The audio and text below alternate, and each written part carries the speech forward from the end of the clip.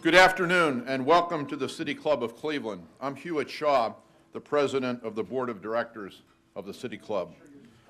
It is my pleasure to introduce to you today Lanny Davis, who served as a special counsel to President Clinton from 1996 to 1998 and as a spokesperson for the President on many important issues over the years. In retrospect, those seem like calmer and simpler times, don't they? And it is from that experience Mr. Davis will speak with us today about crisis management generally, including discussions about the ongoing struggles of governing in today's environment. Presently, Mr. Davis at his firm Lanny J. Davis and Associates provides legal, media, legislative, and crisis management advice and counsel to individuals and companies with an array of issues ranging from governmental investigations to highly publicized accusations of improper and sometimes illegal behavior. With his background in government service and with his current professional multidisciplinary practice, he is particularly well suited to speak on today's topic. His approach to utilizing integrated legal, media, and lobbying approaches has often provided to his clients quicker, less expensive, and more successful outcomes than may result from protracted litigation and other purely legal maneuvers. He is a frequent speaker and author of several books, including his recently published book, Crisis Tales: 5 Rules for Coping with Crisis in the Business, Politics, and Life.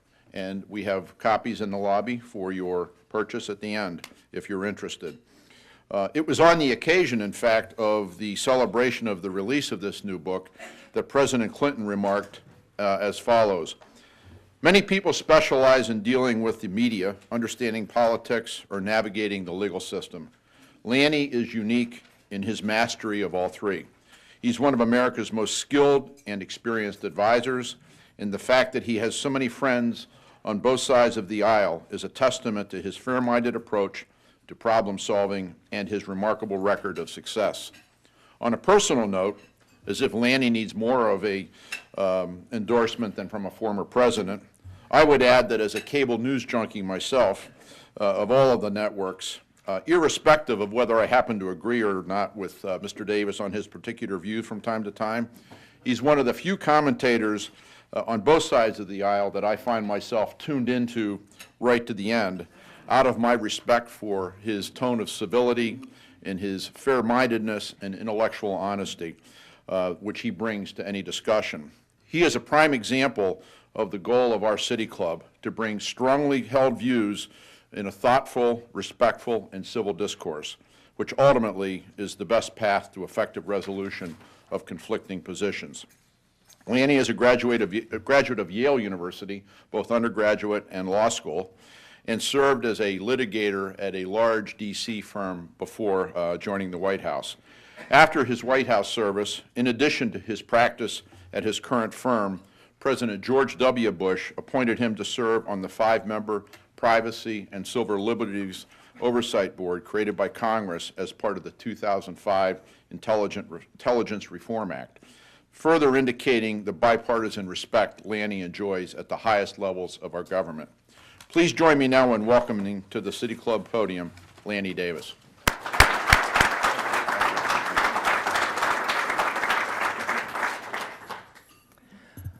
Thank you all. This is such a great honor to be in such a historic organization, and I am really moved that I was invited to be here, and the notion of a lot of Republicans surrounding me and applauding me is even more moving. I did want to do a personal couple of comments about some people in the audience before I talk a little bit serious about politics in Washington and kind of bridging over to the book I wrote. But first I'd like to introduce my 2 cousins who are residents of Rocky River, Cleveland, all my life. I haven't seen them for many years, but Larry Gilbert and Christine Gilbert, I'm going to use her Gilbert name, not her married name, are right here in front of me.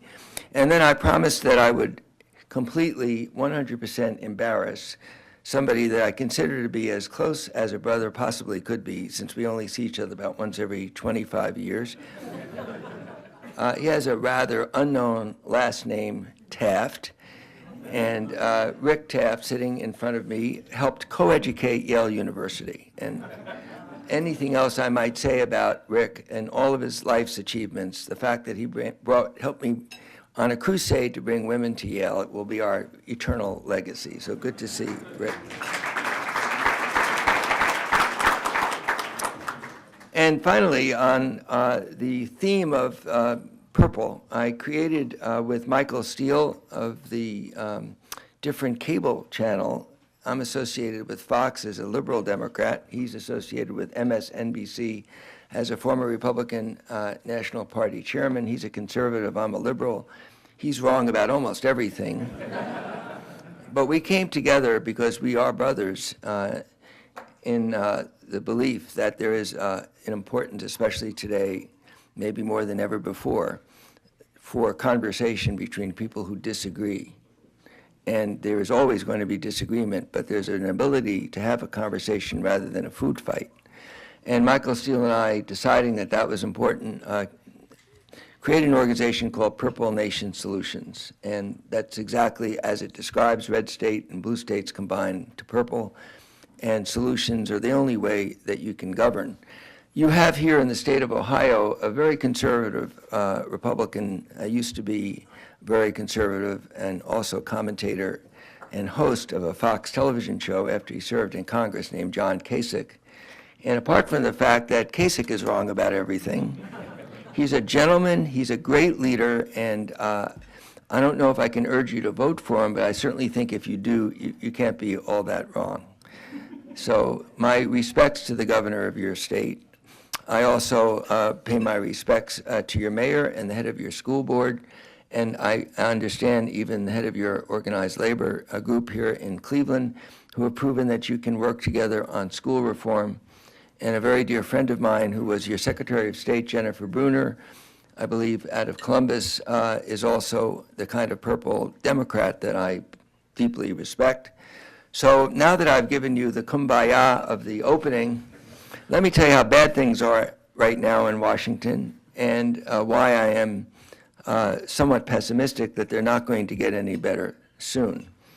Unless the broad American middle of center-left and center-right citizens, and I think if you think of a football field, it is an accurate statement based on polling, much less my instincts, that the 20-yard line to the goalpost are pretty much not going to listen to anything said by the other side, and vice versa, 20-yard line to the goalpost. But that leaves 60 yards of a football field, and that is the American people. And somewhere between those 20-yard lines, there are solutions to our problems, and there are some amazingly common and well-understood solutions that are as obvious as just doing the math. I start with one that left and right seems to have in common, and the American people, as usual, are way ahead of Washington. But because we're so dysfunctional in Washington and we can't have this type of a conversation, we're not making any progress. In fact, things are getting worse. And that is the issue of the national debt and spending more money every year, burying us into a deeper hole of debt. It may sound that I'm talking as a conservative, since I'm a definite raise your taxes, big spending, big government Democrat. But I also think that's gotten us into trouble. And I do think that Republicans have been complicit in a philosophy of using credit cards rather than spending the money that we have and not more than the money that we have. You heard that I was appointed to the Privacy and Civil Liberties Board created by the 9/11 Commission by a Republican president named George W. Bush. Now, one person in the room, namely Mr. Taft, knows that my friendship with George W. Bush goes back to our Yale days. No, we did not inhale when we went to Yale. But we did belong to the same fraternity, and I did vote for George Bush for president of my fraternity. And I stayed in touch with him through thick and thin, And both of our lives had some thick and both of our lives had some thin. And we remained friends. And I was certainly unhappy when he was elected president because I was supporting the other guy. But I was happy for him and happy for America because I knew that he had great character and that he is a listener and very, very likable. And through his presidency, I kept telling, I have a second family, 2 older children. If you like college basketball, by the way, my son is Seth Davis on CBS doing the NCAA tournament, and I'm introduced nowadays as the father of Seth Davis. So your listening audience will see Seth for the next couple of weeks doing the NCAA, and you might see an older-looking man with slightly gray hair, I think, holding up a sign saying, "I'm Seth Davis's father." But I have a younger crew of children. I have 2 older. I have a 14-year-old and an 8-year-old and 6 grandchildren. Now, that's a long story I'm not going to tell.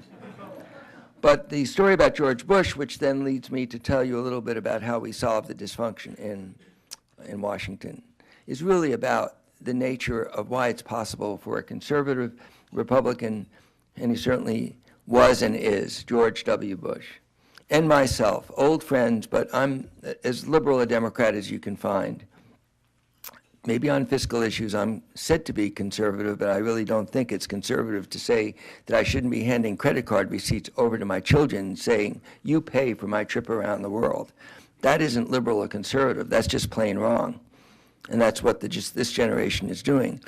Well, my friend George Bush is partly responsible for that. Bill Clinton left office, not just because I'm a friend of the Clintons and a supporter of the Clintons, inherited a deficit and left office with $1 trillion in surplus. It's hard to remember that we had $1 trillion more than we needed in 2001 on January 20th when he left office.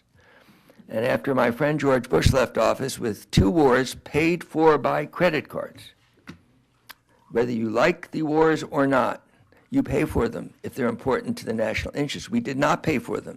We borrowed money to pay for them. And we also did a very good thing, which is to add prescription drug benefits to Medicare. But we used a credit card. We did not pay for that. And all of my fellow Democrats who talk about social programs and helping the needy and all the things that we all think Democrats stand for decided all those things were important as long as we didn't pay for them. We would have to borrow to pay for them.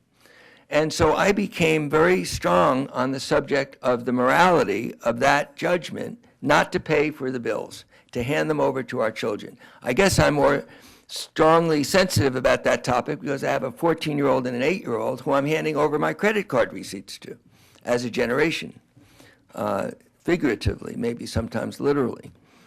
So it is a bipartisan problem. Democrats and Republicans have both done it because it's easier to say yes than it is to ask the American people to pay for what they want. And everybody in Washington has a reason why my program should be used with borrowed money, but the other person's isn't as important. Everybody's got a good argument.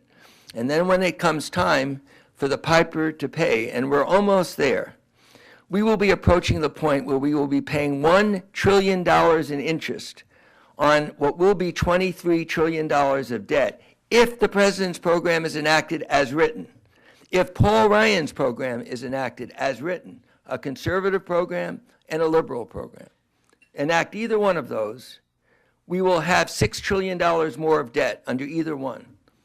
Ryan, we would argue as Democrats, is more debt because he doesn't want to raise revenues. He just wants to cut. President Obama claims to be balanced, but in fact is raising more revenues and isn't taking the real cuts that are going to save this unsustainable debt, which is to entitlement programs. Changing the basic structure of Medicare and Social Security is simply inevitable. It's only a question of when. And 2 very brave men, one who I know extremely well, who I worked for in the White House, Erskine Bowles, and Alan Simpson, who is a character and a straight-talking former senator, gave us the formula to bring this economy growing, not by borrowing money, but by growing through the greatness of our private sector. and I think with some partnership and incentives from government. But that blueprint, supported by 63% of the commission that President Obama appointed, including 2 liberal Democrats, Dick Durbin, the senator from Illinois, last time I looked, that's President Obama's home state, that's a liberal Democrat. Kent Conrad, who I believe has a wife who works for a great law firm out of Cleveland, Baker Hostetler. Kent Conrad also voted for the Simpson-Bowles recommendations. That is substantial cuts in spending, substantial increases in revenues through closing tax loopholes, cutting the corporate tax rate, and entitlement reform. A little bit of pain, a little bit of bad medicine on all sides. And then on the conservative side, Senator Tom Coburn from Oklahoma, probably the most conservative senator in the United States Senate, and Senator Mike Crapo from Idaho, supported raising revenues of over $1 trillion by closing tax loopholes, and supported a progressive system of changing Medicare so it's more need-based, and Social Security, increasing the retirement age over the next 26 years by 1 year, from 67 to 68, and then the next 28 years, another year. Yet that has become a third rail proposal, even though when Social Security was passed, the average age of those of us who will pass was 69 years old in 1935. It's now close to 80. Raising the retirement age by a little more than 1.5 years over 40 years is a third rail if you bring that up in front of certain Democratic Party groups. You're attacking Social Security, you're pushing grandma over the cliff. This is the kind of non-conversation, food fight rhetoric that has created the dysfunction in Washington.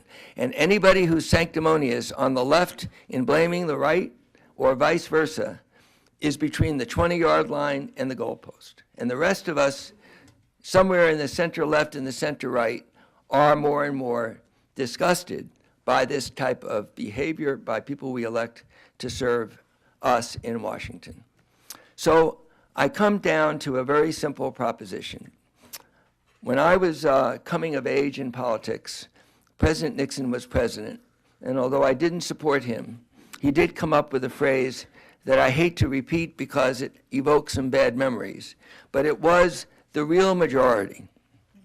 And while I resented the use of that word and that expression in the 1960s because it sounded very divisive, it's us versus them, I think of it now as uniting, because there is a majority between the left and the center somewhere that wants to solve problems and believes that there is compromise and consensus that can get Washington working again. I can only tell you what people who were there tell me, and one of them is Chris Matthews, who's a commentator on MSNBC, has his own show, who worked for Tip O'Neill, pretty darn liberal Speaker of the House of Representatives in the 1970s and 80s. And there was a pretty darn conservative president at the time named Ronald Reagan. And Tip O'Neill would be on the floor of the House bashing Reagan's policies, and Reagan would be at the pulpit in the White House bashing Tip O'Neill. As soon as the day was over, Tip O'Neill would get into his car, he'd go to the back of the White House, go up the stairs to the residence, and they would toast a few, and they would talk business, and they talked about the future insolvency of Social Security. And Reagan said to Tip, maybe after the second or third one, why don't we fix this? And Tip said, okay, Mr. President, we both have to take a hit, hold our hands and jump in the pool together. And that's what they did. They increased taxes on withholding taxes under Social Security, FICA, in order to make Social Security solvent. And Tip O'Neill agreed to increase the retiring age from 65 to 67 and to reduce benefits at upper income levels. That was a tough one for Tip. He had the AARP and a lot of Democratic Party-based people saying, don't you dare. But Tip O'Neill and Ronald Reagan led way ahead of their bases. They alienated their bases. There was anger in their bases. There still is to this day. I hear Republican conservatives when I do Fox. Anyone hear of Fox? still angry with Ronald Reagan for that deal, but they saved Social Security at least for one generation. Now we're at the precipice again, and we need that kind of leadership from our president, and we need that kind of leadership from our leaders in Congress. And since I'm a Democrat, I feel a heavier responsibility to talk to the president who I supported and who I want to succeed. And I didn't support him when he ran in the primaries. I supported a lady named Hillary Clinton. But I do support President Obama. But I am telling you as a loyal Democrat and supporter of President Obama, he is the president. It doesn't do to tell me I didn't support Simpson Bowles because it was dead on arrival. If Franklin Roosevelt had that attitude, there would never have been the first 100 days. And if Tip O'Neill had that attitude and Ronald Reagan, we never would have reformed Social Security. He has to lead. And I believe that he missed an opportunity during the presidential campaign. And I must say, I wrote a column in USA Today in which I challenged him to do this. Turn to Mitt Romney and say, okay, right here on national television, the country is watching. Let's get our books in order. I'll support Simpson Bowles. Will you? And sit down. Now, Mitt Romney was not a great candidate. In that first debate, he might have actually ended up being elected president had he continued as he did in that first debate. But that would have been the end of the campaign if he didn't do anything in response to a challenge. He's a fiscal conservative. Why wouldn't he support a bipartisan commission to balance our books at some point in the future? So I hope, and I don't know if I'm almost at the end of, I'm okay. I hope that our president has to lead. Speaker Boehner, Senator McConnell on the Republican side, they have to come to the table, and they haven't, in a way that I think they need to. And two Republicans that I greatly respect, Rob Portman, your senator, put aside the fact that he worked for me when he was a young man, so I'm a little bit biased, was on the gang of, the super committee. And I went to see Rob, and without embarrassing him, he is a very, very thoughtful conservative who is ready to do the right thing and couldn't find a partner on the Democratic side. And I went to my congressman, Chris Van Hollen, I went to Rob Portman, and I said, the two of you can break this tie and make history. And they both said, we need the leadership.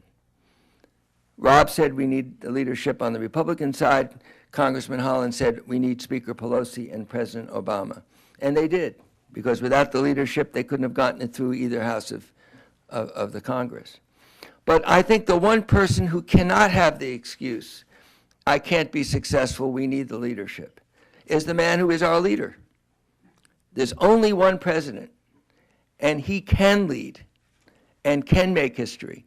Running for re-election is one thing. Running for history is quite another. So with all due respect, I'm not sure whether President Obama, who's doing a great job on his trip to Israel, and I'm very proud of what he's doing there, is listening. But somehow I write a lot. I write a column called Purple Nation. I hope all of you will join with me in talking to your Republican friends and your Democratic friends and say we can disagree, but the country is more important than our disagreements. Let's find common ground, which I hope we will continue to do here in the state of Ohio and across the country. So now, if you don't mind me making a shameless segue over to a book I wrote, there is something in common between the book that I wrote and what I just talked to you about, and that's How to Solve a Crisis. I write about true stories from Martha Stewart calling me in the middle of the night saying, I hate my blankety-blank lawyers. Can you help me? Because my lawyers won't let me speak. To representing the Penn State Board of Trustees when they had done a very difficult thing in removing a beloved coach, and they wanted to tell their story, and their lawyers were concerned with a criminal proceeding and civil actions that were inevitable. There was concern that if they tell their stories, it would prejudice their legal case. So my book is a true-to-life, first-person narrative about what to do when you're caught in the great dilemma between lawyers advising caution in speaking to the media and your reputation and your brand and your sense of self. In the case of Gene Upshaw, the head of the National Football League Players Association under brutal attack by retired players. In the case of Senator Trent Lott, when he first called me, he was already gone. The Republicans had already thrown him over the side for a very insensitive remark and talking about Strom Thurmond maybe should have been president. In all of these cases, the first thing when I'm doing this very new discipline of combining law practice, public relations, and politics in a three-legged stool that nobody's really tried before, my first response, my first advice from President Clinton all the way through my recent representation of Penn State is one answer, and it does segue back to my earlier topic, and that is, let's start with the facts. You cannot delete facts. You cannot ignore facts. If there are bad facts, they're not going away. A lot of people in the middle of a crisis will say, I'm not going to comment now. I don't want to feed the press. They're going to get it wrong anyway. This is a bad story. Why would you want to help the press write a bad story? A certain president of the United States once said that to me. Why are you helping these guys kill me politically? My answer is because bad facts will not go away. They will dribble out sooner or later. If you do it yourself and put them out yourself, if you did wrong, step up to the line and admit it and fix the problem. One way or another, this is coming out. That's what I say to my clients. To my fellow lawyers, I say, I won't say anything that's going to absolutely hurt your case, but I might say something that's coming out anyway that's a bad fact that you as a great lawyer are going to have to handle at some point. Let's do it ourselves now and save the company, save the brand, save the reputation, and worry about winning the case next day. So that's the very stress-free life I've chosen. And my memories of friendships made when you're in the trenches together and all the incoming missiles. I did have one representation that I tell about in my book. Representative Charles Rangel made some terrible mistakes and suffered for it with a censure on the floor of the House. My advice to him initially was, step up to the line, Charlie. I know him for many years. It's going to be painful. You may lose your position as chairman of the Ways and Means Committee. He hadn't paid his taxes from a condominium that had proceeds distributed. My cousin Larry is a great accountant, by the way. I recommend his services. So Larry, this was a distribution of proceeds from a foreign condominium that he owned for 20 years, and he never got any statements from the Dominican Republic government. And he kind of noticed that the mortgage was going down, but he didn't pay it much attention. 20 years later, the New York Times did pay it attention and decided that he owed the grand sum of $10,000 over 20 years. And it was negligence and carelessness, but it was not corrupt. And so when he came to me, I said, Charlie, let's call a press conference, put out your tax returns, write the check for $10,000, and plead guilty to carelessness.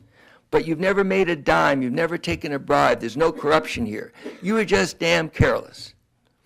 And he took my advice, held a press conference, and he called himself grossly negligent, which is the legal part of his brain speaking. And we thought that was over. But I said to him, Charlie, we need to do a scrub of all your financial statements, because if you were careless about this, you might have been careless about some of the transactions over 20, 30 years in public life. And it was at that point that he was fed up with the media. He had done his humiliating, I was grossly negligent, and he didn't want to do anymore. And that was the end of my representation. And sure enough, his House filings contained omissions, let us say, that ended up not being all that serious, but it was just the Chinese water torture of one too many bad facts. And his lawyers, rather than getting him to acknowledge the issue, started to be litigators. And fellow lawyers in the room, I'm one of you. I litigated for 30 years. When we get into that framework, we're bad. B-A-A-D. We need to settle cases so our clients win, and by settling cases, sometimes it means acknowledging wrongdoing. In the legal arena, you really can't do that, because you have an obligation to fight for your client. In the political arena, if I had a bad document that I discovered working for President Clinton, I would pick up the telephone, find a reporter, and say, come on in, I have a really bad document to show you. If I were a lawyer doing that, I'd be guilty of malpractice, because really, you can't do that. But as someone representing the President of the United States, I wanted that bad story to be written that I put out with my explanation, and when it came time for a national televised hearing by Senator Fred Thompson, the movie actor, became a senator, and Congressman Dan Burton from nearby, very, very sweet, gentle man. No, he wasn't. Not about Bill Clinton. They wanted to break these stories on national television. I think Fred Thompson was ready to run for president based upon the headlines that he would have created. By the time he held those nationally televised hearings, those stories had been written. I had handed them out, or should I say leaked them out, and they were done. So I was in the hallway while Senator Thompson's on national television talking about his newest revelation about the Clinton White House, and I was handing out the articles that had already been written 3 months before, telling the reporters, old news, been there, done that. And at one point, we missed one that we forgot to leak, and Senator Thompson said on national television, one of my proudest moments, today we're talking about a topic that even Lanny Davis won't say is old news. So in conclusion, I think I'm almost at the end of my time. Ohio is a critical state for winning the presidency. I'm sure you all felt almost ground zero in the year 2000, 2004, 2008, 2012. I have a feeling that in 2016, if a certain friend of mine decides to run for president, and I don't know whether she will or not, but I can tell you she came to my book party about a week ago, and we were friends since the days. Her name was Rodham. She's the best friend I've ever had. She's a girl, but she's a friend. She's smart. She works hard. She's kind. She's funny. She's one of the funniest people I ever met, but she certainly is the best friend anyone could ever have. America got to know her a little better, not running for president, but being Secretary of State, and the world got to know her. So I don't know whether she will run. I haven't asked her. If I had my preference, I wish she wouldn't. I wish she would sleep, write books, and enjoy her family. But I do think that Ohio is going to be important again. So if, perchance, she decides to do something, I'll be back, and you'll be hearing me talking about my friend Hillary. Thank you all very much.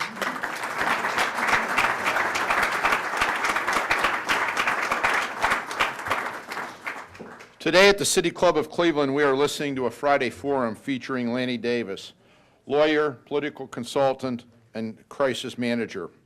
We will return to our speaker momentarily for the traditional City Club questions and answers. Please begin to formulate your questions now, and remember to make them brief and to the point.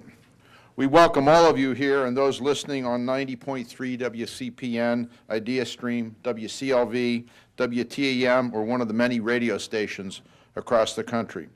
Our television broadcast partner is WVIZ PBS Idea Stream. Television broadcasts of the City Club are made possible by Cleveland State University and PNC. Our live webcast is supported by the University of Akron. Closed captioning of our program is provided by the Nordson Corporation.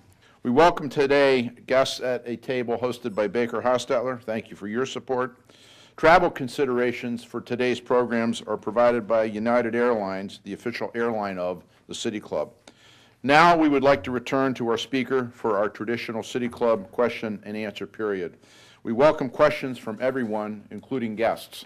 Holding the microphone in the audience today is Program Director Kerry Miller. May we have the first question, please? Mr. Davis, my question has to do with politics in Washington, of course, but a question that I think is very, very important.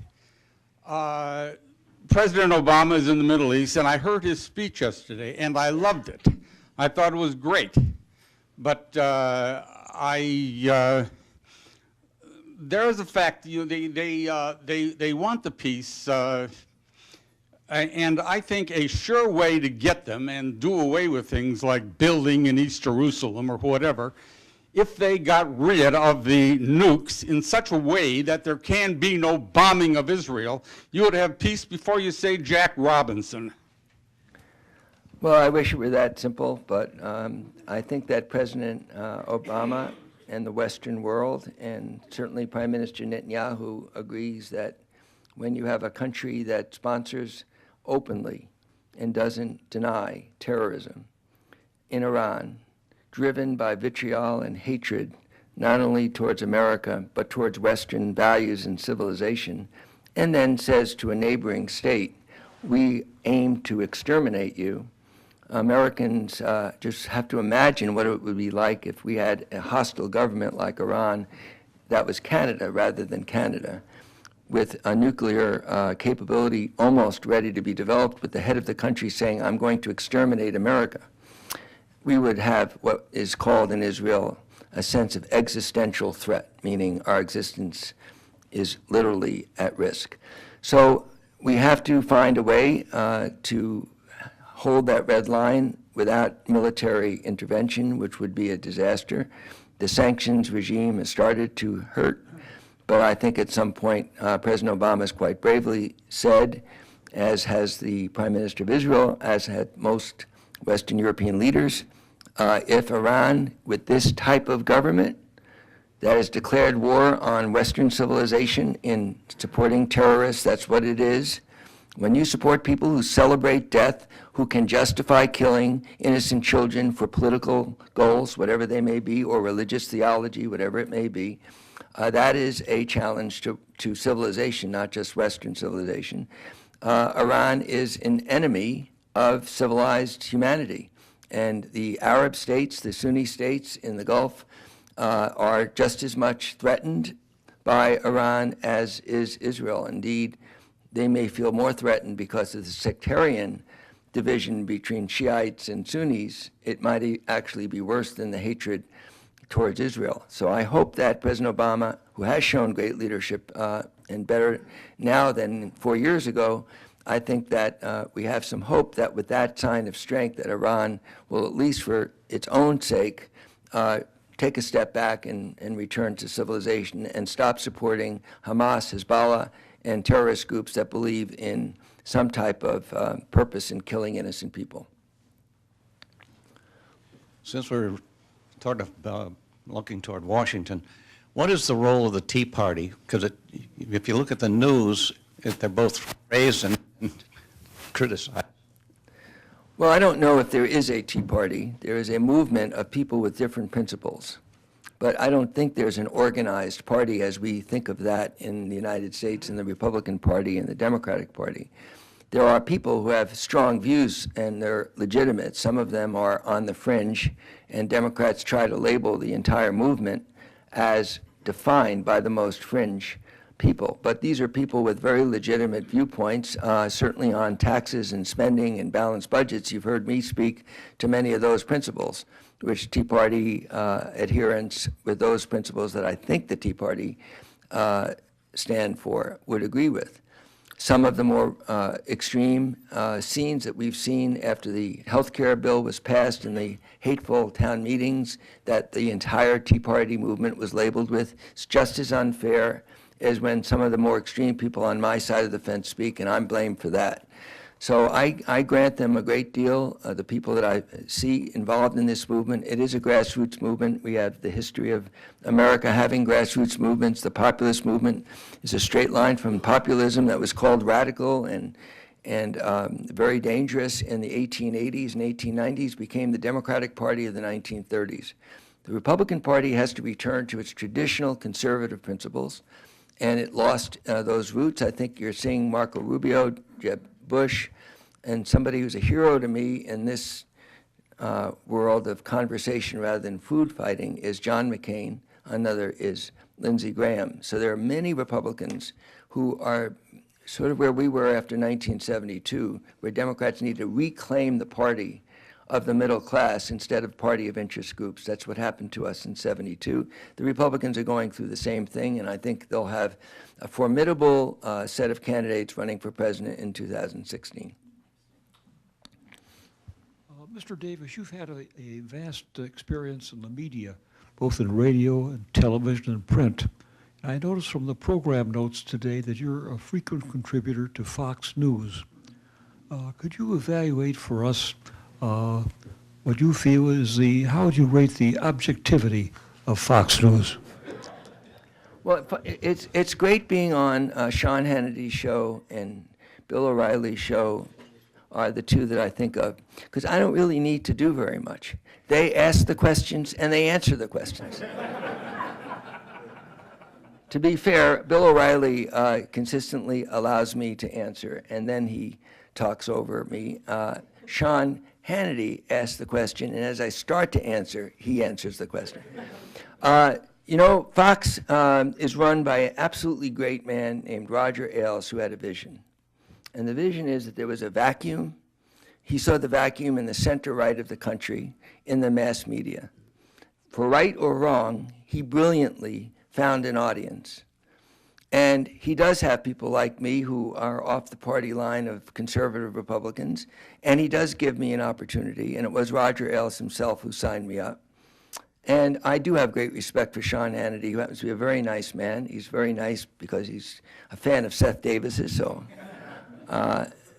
so I do get my share of speaking to a very large audience. It's twice or three times the audience of all the other cable stations combined. And half of the audience are Democrats. It's not all Republicans watching Fox.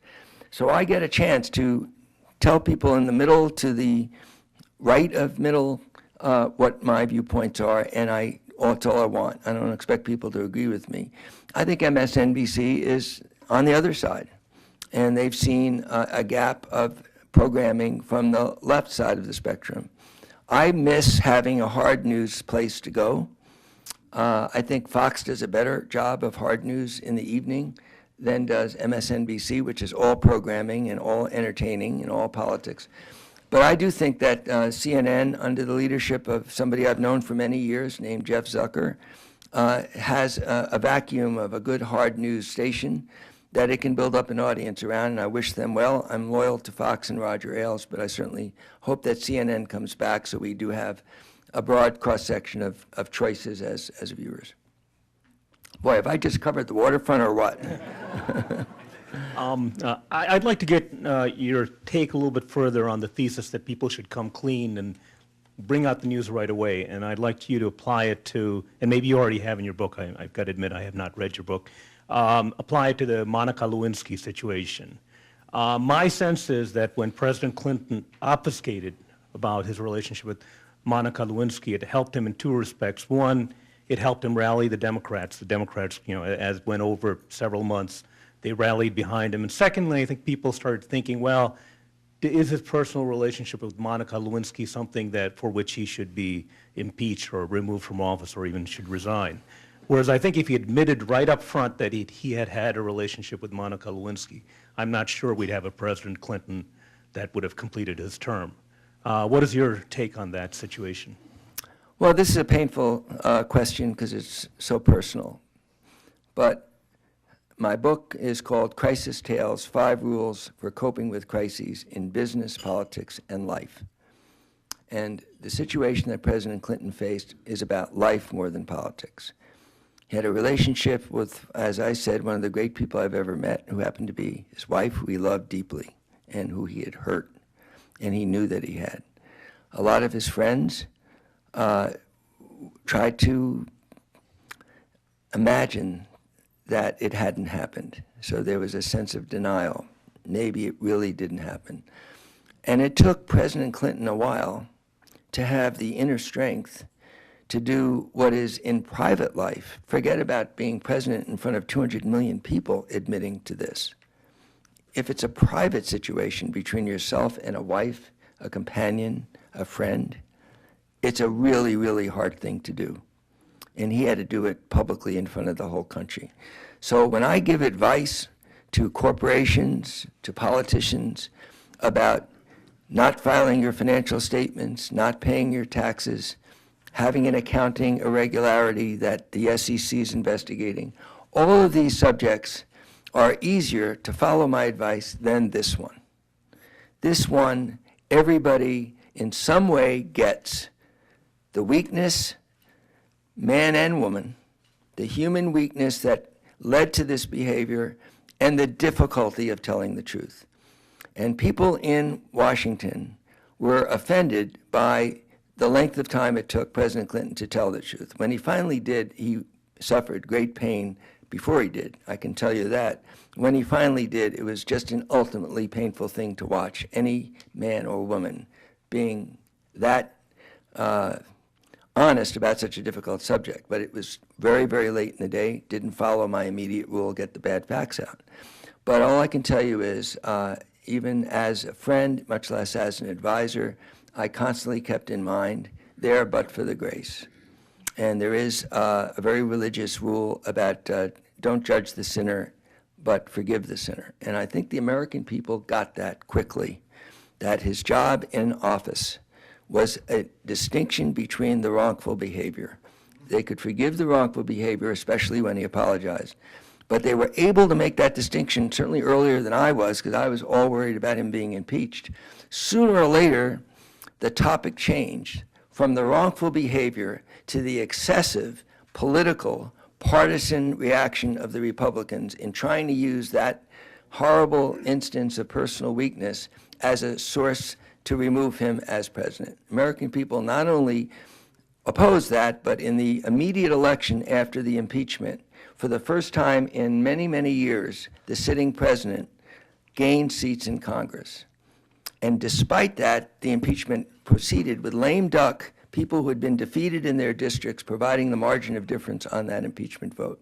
My friend John Kasich, if you're listening, and I'm off the radio, so you'll have to tell him I said this, I forgive you. A lot of friends of mine, Republicans, deeply believe that he should have been impeached. I respect their sincerity. I just ended up with the American people, 23 million jobs, and a 65% approval rating on his last day in office, despite everything, kind of means that the American people were wiser than a lot of the politicians in Washington. Lanny, teenagers today are very sophisticated, and they say that their number one influence is friends, and number two is media. It's no longer school, religion, family, etc. So, you know, they watch us very intently, and they watch politicians, and they watch the media intently. So they see the division and the divisiveness and the self-interest and so on and so forth, and that kind of sets the example for them. We have another example that was set here in Cleveland that's a model for our country, with the collaboration between Mayor Jackson and school CEO Eric Gordon and Governor Kasich and David Kolke, the head of the Cleveland Teachers Union. And the reason why that occurred was because they put their values first. They didn't put division first, they put their values first. In other words, kids and education have to be first, and number two, collaboration has to be first. So my question is, how do we project that as a model and get other politicians and the news media to put values first, to say this is what I stand for, whether it be integrity, et cetera, and to collaborate more? Well, in every experiment from the Skinner box when I was a freshman at Yale, the professor challenged us in a bet that he could prove that a rat was smarter than every Yale student in the room. And he said, how much you want to bet? So, of course, we all were egotistical male, which is, my wife would say that's a redundant expression, egotistical male. We all thought, of course, we're smarter than a rat. So he set up the Skinner box, which in those of you who forget your days in psychology, is there's an electric shock on the left of the T at the end of a passage and a whole bunch of delicious rat food on the right side. And he told us, look, I'm going to favor one side over the other, but I'm not going to tell you when I have food on, when I have electricity. They'll be on the same side, but I'm not going to tell you when I switch. And you're going to have to compete with the rat as to how many times you're right in guessing where the food is and how many times you're wrong. So after 100 trials, we all kept track up to 100.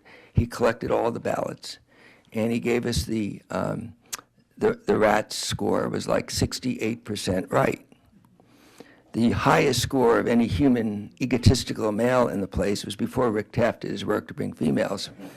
I think females would have gotten this because they're more instinctual than us analytic, solution-solving males that drive our wives crazy. I had a bad day today, dear. Oh, really? Let me fix your problem. I decided that's a bad thing to say. We were in the 50s. So the rat got 68%, we got 50s. Anyone here want to tell me what the secret as to why the rat does better? Every time, always? Not knows? The rat doesn't try to outsmart the professor. The rat figures out sooner or later which side's going to have the food more often and which side's going to have the shock. And he says, maybe not consciously, the heck with guessing when the switch is, I'm going to go with the odds. The human being thinks, I'm going to figure this out and I'm going to guess when the switch is so I can beat the other guy. And so you're going to be wrong more often. The rat goes with the average. So getting back to your question, how do I possibly segue back to your question? I just talked about rats in the Skinner box. We have to reward, that's what I was really driving at, good behavior.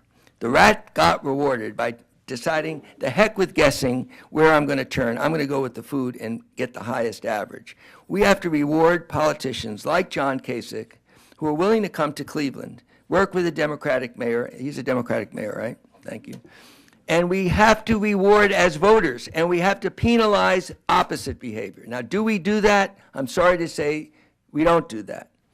Many of us vote the party line, myself included. If I voted for a Republican, my Father in heaven would have my you-know-what. But I swear I'm going to try to change. So we've got to reinforce the good behavior, and when Republicans and Democrats sit down together, we have to vote for them and not reinforce the behavior where they're not talking. And what's going on here in Ohio and in Cleveland should be reinforced by Democrats and Republicans who vote and who express themselves positively. How did I get from a Skinner box to answer that question? I have no idea.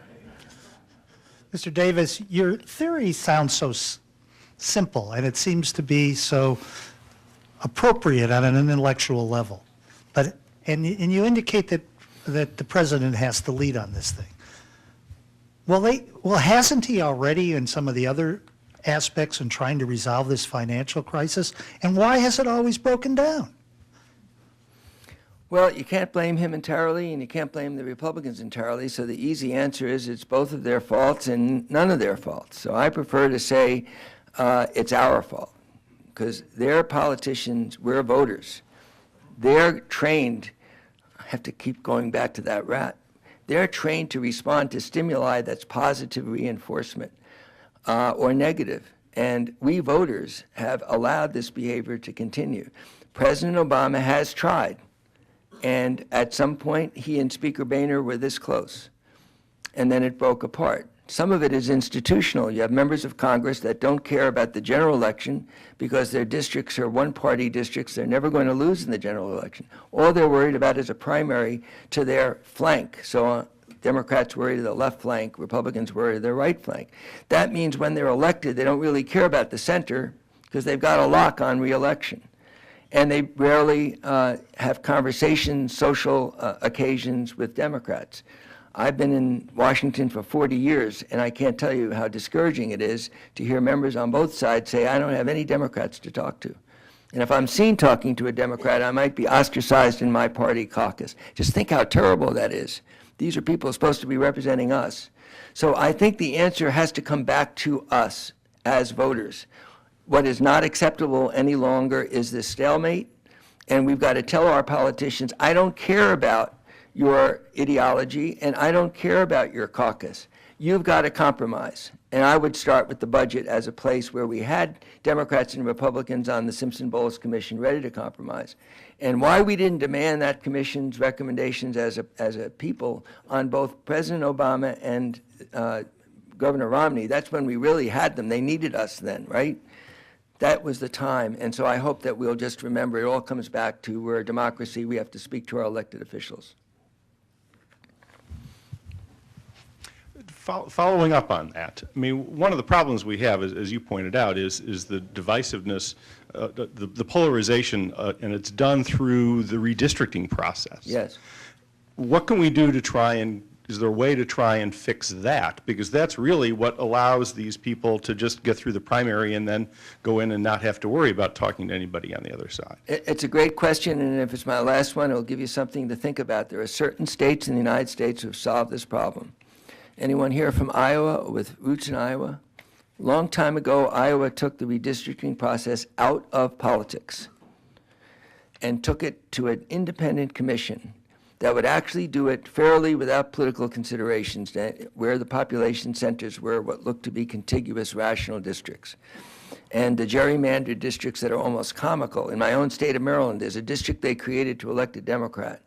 I lost my congressman, I have a new Democratic congressman, but it looks like somebody was drunk when they were drawing it. It's just like, well, that kind of thing is what's the trouble. So an independent commission, Governor Kasich, leaders of your legislature here in Ohio, let's do it. You should begin that, and maybe you'll get through to them. Thank you.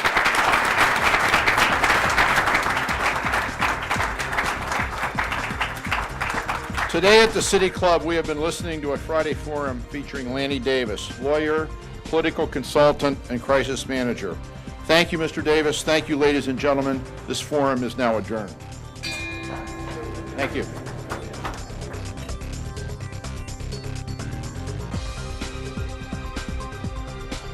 For information on upcoming speakers or for podcasts of the City Club, go to cityclub.org.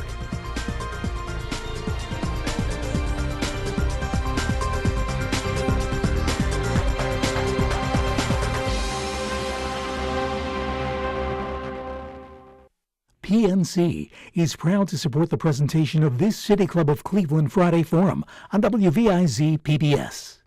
Additional support comes from Cleveland State University. Support for closed caption transcripts of City Club forums is provided by the Nordson Corporation Foundation.